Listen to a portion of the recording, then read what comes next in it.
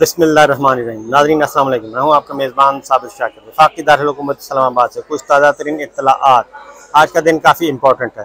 आज हुक्मरान जमातों का इक़्तिदार ख़त्म होने वाला है और 15 जमाती हुक्मरान इक़्तिदार चंद घंटे के बाद ख़त्म हो जाएगा। कौमी असम्बली तहलील कर दी जाएगी और एडवाइस जो है वो सदर ममलिकत को अरसाल की जाएगी। सदर ममलिकत के पास 2 दिन होंगे उस एडवाइस को, उस समरी को मंजूर करने से मुतालिक। वज़ारत पार्लिमानी अमूर जो है वो एडवाइस वज़ीर आज़म को भिजवा चुकी है और वज़ीर आज़म आज ही ये एडवाइस सदर ममलिकत को भिजवा देंगे। दस्तूर के मुताबिक तरीक़ाकार ये है कि सदर ममलिकत उस एडवाइस को 2 दिन यानी कि उस समरी को 2 दिन अपने पास रख सकते हैं और अगर 2 दिन के अंदर अंदर वो मंजूरी दे दें तो असम्बली तहलील हो जाएगी। जब भी वो मंजूरी दे देंगे असम्बली तहलील हो जाएगी और अगर 2 दिन तक उन्होंने उस पर किसी किस्म का कोई रिस्पॉन्स न दिया, किसी किस्म का रद्द-ए-अमल ज़ाहिर न किया और वो समरी ना मंजूर की तो भी सदर ममलिकत के दस्तखतों के बग़ैर ही, मंजूरी के बग़ैर ही कौमी असम्बली खुद ब खुद तहलील हो जाएगी। और ये आईन पाकिस्तान कहता है और यही इख्तियार वज़राए आला को भी है। वज़राए आला भी अपनी सूबाई असम्बलियाँ तहलील कर सकते हैं, बिल्कुल इसी तरीके से जैसे पंजाब और खैबर पख्तूनख्वा असम्बली तहलील की गई। ये एक एब्सोल्यूट पावर दी गई है असम्बली तहलील करने से मुतालिक वज़राए आला को और प्राइम मिनिस्टर ऑफ पाकिस्तान को। और इसी तरीके से उसके बाद फिर अगला जो प्रोसेस शुरू होगा वो होगा सिंध असम्बली तहलील की जाएगी और फिर उसके बाद बलूचिस्तान असम्बली तहलील की जाएगी। इस तरीके से 15 जमातों का हुक्मरान, 15 जमाती हुक्मरान इक़्तिदार का खात्मा जो है वो इख्तिताम पजीर होगा। और आपको मालूम है कि आज से ठीक 16 महीने पहले इमरान खान साहब को एक रजीम चेंज ऑपरेशन के ज़रिए सो कॉल्ड तहरीक अदम एतमाद के ज़रिए उनको इक़्तिदार से हटाया गया था और उसके बाद ख़्याल ये था कि इनका जैसे ही इमरान खान साहब को हटाया जाएगा तो उसके बाद इमरान खान साहब का कोई नाम लेवा नहीं होगा। लेकिन पाकिस्तान के अवाम ने इस पर शदीद तरीन रद्द-ए-अमल का इजहार किया और अब तक 16 महीने गुजर गए, अब तक इमरान खान साहब और पाकिस्तान तहरीक इंसाफ को ना कुचला जा सका, ना क्रश किया जा सका, ना ख़त्म किया जा सका। इस दौरान जितने भी ज़िमनी इलेक्शन हुए, जितने भी ज़िमनी इलेक्शन हुए, खा वो बल्दियाती थे, खा वो कौमी असम्बली के थे, खा वो सूबाई असम्बलियों के थे, उसमें इमरान खान साहब ने अपोजिशन में होते हुए ऑलमोस्ट 75% सीटें हासिल की। और इस वक्त भी मकबूलियत का आलम यह है कि अभी भी 75%, 55 से 75% तक उनकी सीटें महफूज हैं। और ताज़ा तरीन जो है खैबर पख्तूनख्वा में उनको जब सज़ा सुनाई गई, गिरफ़्तार किया गया, जेल में भेजा गया तो उनके एक आम से वर्कर ने एक तगड़े उम्मीदवार को हरा दिया खैबर पख्तूनख्वा में। और पाकिस्तान तहरीक इंसाफ के जो वोट हैं वो 4 टाइम्स बढ़ चुके हैं। ये तो है ग्राउंड रियलिटी। इसी ग्राउंड रियलिटी से आंखें बंद की जा रही हैं, आंखें चुराई जा रही हैं, कबूतर की तरह आंखें बंद करके बिल्ली से बचने की कोशिश की जा रही है। लेकिन वो बिल्ली जो है वो बिल्ला बन चुका है इमरान खान की सूरत में। वो जेल में हो, वो गिरफ़्तार हो, वो सज़ा याफ्ता हो, वो गैर सज़ा याफ्ता हो, पाकिस्तान के अवाम उनसे जुड़ चुके हैं और पाकिस्तान का अवाम जो है वो किसी और का नाम सुनना भी पसंद नहीं करते। ये इस वक्त की सिचुएशन है और इस वक्त जो सिचुएशन है वो यही चल रही है। तो बहरहाल जी जो ताज़ा तरीन इस वक्त अपडेट्स हैं वो मैं आपको बता देता हूँ। आज सुप्रीम कोर्ट ऑफ पाकिस्तान में मामला था, इस्लामाबाद हाई कोर्ट में मामला था और दोनों मामलात जो इस वक्त ज़ेर बहस आए। इस्लामाबाद हाई कोर्ट से मामला जो है वो पेंडिंग चला गया है और नोटिस जारी कर दिए गए इलेक्शन कमीशन ऑफ पाकिस्तान को और रिकॉर्ड तलब कर लिया गया इमरान खान साहब की सज़ा से मुताल्लिक। और क्योंकि हक़ के दिफा उनको नहीं दिया गया था, इसमें कोई शुबा नहीं कि उनको हक़ के दिफा नहीं मिला और ताज़ा तरीन इत्तलात के मुताबिक ये सारी चीज़ें होती रही हैं। और अब सुप्रीम कोर्ट ऑफ पाकिस्तान में भी आज मेन चैनल पे टॉप न्यूज़ पे जाके सुन लीजिएगा, उसमें मैं डिटेल शेयर कर चुका हूँ सारी की सारी मालूमात और आज की हेयरिंग। लेकिन जो इस वक्त मामला चल रहे हैं वो है कि इमरान खान साहब के वकला को किया जा रहा है, हिरासा किया जा रहा है। इमरान खान साहब के वकला पे मुकदमात दर्ज किए जा रहे हैं, वो ख्वाजा हारिस साहब हों, उमर नियाजी हों, और शेर अफजल मरवत हों, हैदर नईम पंचोता हों, तमाम के तमाम। अब मेरा ख्याल है कि उनके हालात जो उनके टेम्परामेंट है गवर्नमेंट का वो लूज़ हो गया। हालांकि आज हुक्मरान जमातों का आज आखिरी दिन है लेकिन मुकदमात आखिरी दिन भी दर्ज हो रहे हैं। पहले दिन से लेके आज तक मुसलसल मुकदमात दर्ज हो रहे हैं और ये किए जा रहे हैं। अब उसके बाद अगला जो मामला है, आज कौमी असम्बली के इजलास में शाहिद खाकान अब्बासी साहब की जो तकरीर थी वो काफ़ी थी। वो एक वो एक आईना था जो दिखाया गया, उन्होंने खुद ही दिखा दिया मुस्लिम लीग नवाज़ के वो रहनुमा हैं, साबिक़ वज़ीर आज़म हैं, और आज उनको बहुत बड़ा रिलीफ भी मिला।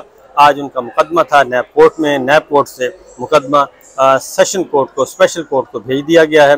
उन पे जो इल्ज़ामात थे उन पे रेफरेंस फाइल किया गया था। अब वो जो नए कानून के मुताबिक वो इनके दायरे कार में नहीं आता। इस तरीके से अब दूसरी जानिब जो डिटेल्स आई हैं सामने, शाहिद खाक़ान अब्बासी साहब ने कहा है कि शुक्र है जी आज इस बदतरीन असम्बली से पाकिस्तान के अवाम की जान छूटी। तो 5 साल वो रहे और उन्होंने भी इस्तीफ़ा नहीं दिया। अगर बदतरीन असम्बली वो समझते थे तो ऐसी असम्बली से उनको इस्तीफ़ा दे देना चाहिए था, एहतजाज रिकॉर्ड करवाना चाहिए था, कबल अज़ वक्त ये बात कर देनी चाहिए थी। लेकिन आखिरी दिन उन्होंने जो तकरीर की उसमें उन्होंने ये तस्लीम कर लिया कि ये असम्बली पाकिस्तान के अवाम को कुछ नहीं दे सकी और ये बदतरीन असम्बली थी जो कि साबित हुई।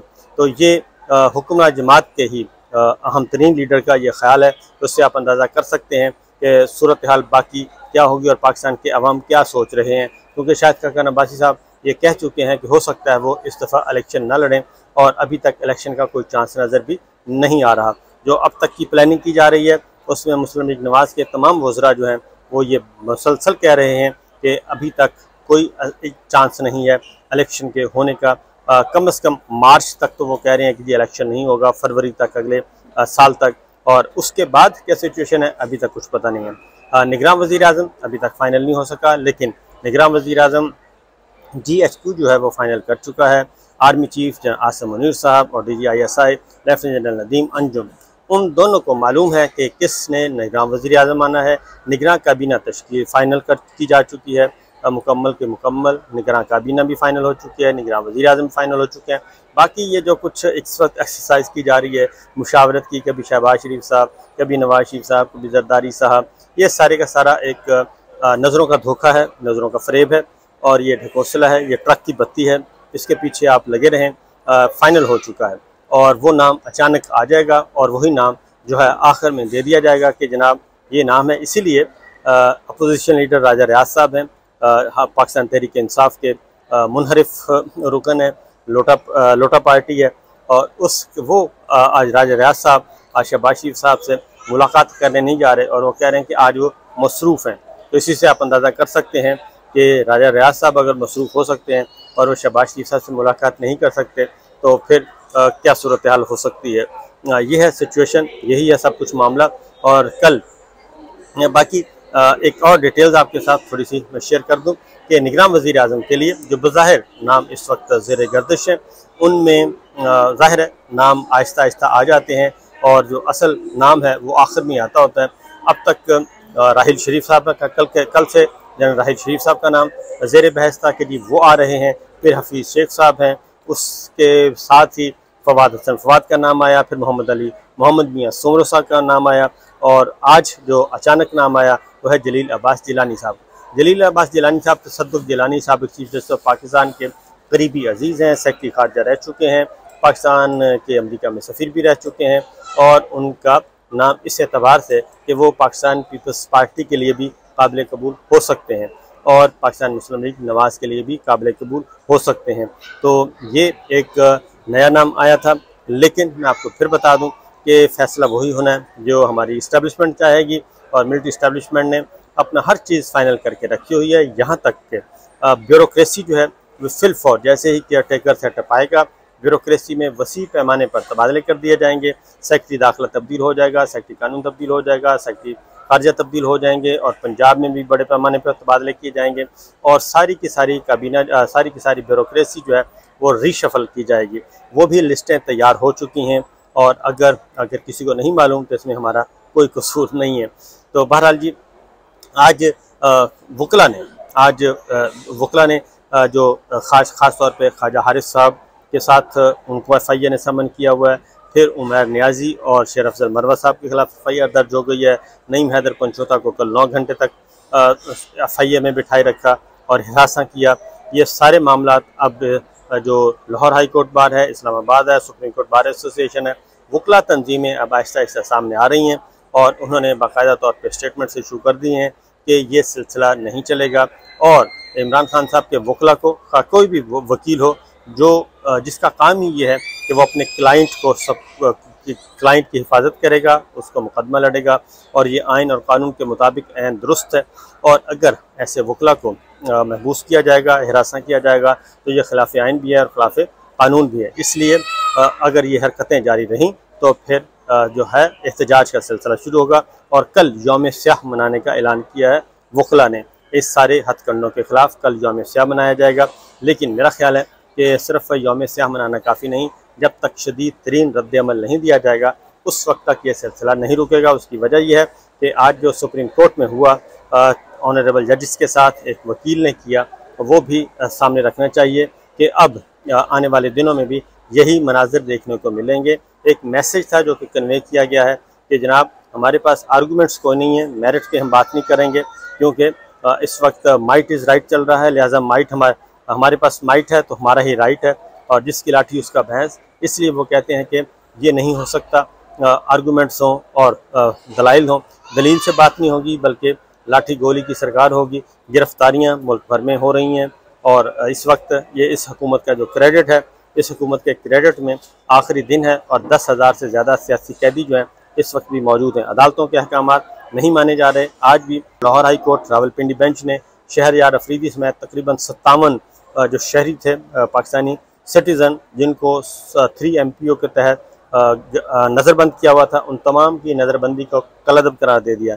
शहरयार अफरीदी को तकरीबन 10 दफ़ा गिरफ़्तार किया जा चुका है और 10 दफ़ा अदालत ने हुक्म दिया उनकी रिहाई का, लेकिन 10 दफ़ा ही उनको गिरफ़्तार किया गया और ये सिलसिला अभी जारी है। और आज फिर ऑर्डर आया है। अब देखना यह है कि इस ऑर्डर को इम्प्लीमेंट किया जाता है या नहीं किया जाता। हाई कोर्ट्स, आला अदलिया मुसलसल फैसले दे रही हैं।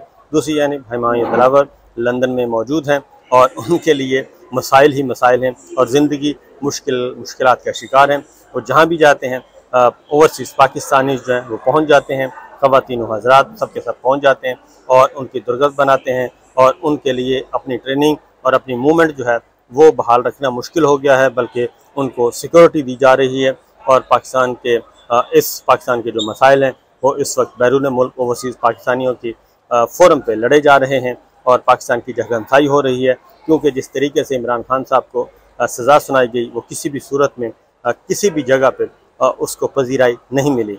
उसकी वजह यह है कि आज इस्लामाबाद हाई कोर्ट में भी यही वकला ने आर्गूमेंट्स किए, लेकिन नोटिस जारी किए गए हैं। अब देखना है कि क्या होगा। अलबत्ता रिहाई का अमल जो है वो शुरू हो चुका है। इमरान खान साहब की रिहाई का अमल शुरू हो चुका है।